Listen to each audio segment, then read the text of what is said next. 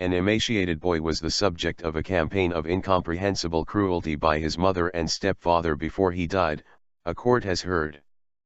4-year-old Daniel Pelka's condition was likened by a doctor to that of a concentration camp victim.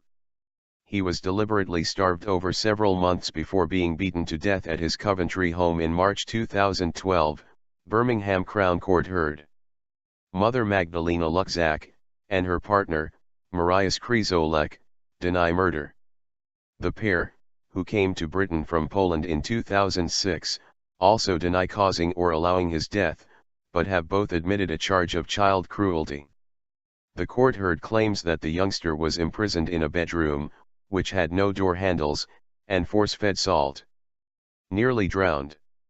Opening the case for the prosecution, Jonas Hankin QC alleged that text messages provided compelling evidence of Ms. Luczak and Mr. Krezolek's guilt. Daniel's mother is alleged to have said, "He's temporarily unconscious as I nearly drowned him. I am having some quiet time." Mr. Hankin told the jury that 4-year-old Daniel, who was found to have suffered a brain injury, was unconscious when a text message was sent from Ms. Luczak to Mr. Krezolek at 16:34 on March 2. The message, translated from Polish, is alleged to have read, "He'll get over it by tomorrow. There is no point to stress ourselves out and to call an ambulance because that will cause proper problems." Daniel was pronounced dead at University Hospital Coventry after a 999 call was made by Mr. Krezolek at 3:07 on March 3. A post-mortem examination found he had groups of injury over his body. Fatal blow. Mr. Hankin told jurors that a gastroenterology expert found Daniel was extremely emaciated and had a low body mass index.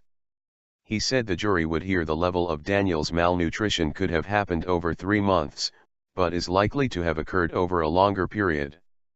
The prosecution alleges that at some point between the evening of March 1 and late morning the next day, Daniel was subjected to a violent assault in his own home by one or the other, or both, of the defendants.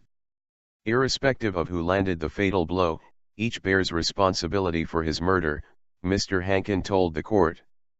This act of cruelty and violence was not an isolated incident. Leading up to his death, he was subjected to a campaign of incomprehensible and escalating cruelty. The trial continues.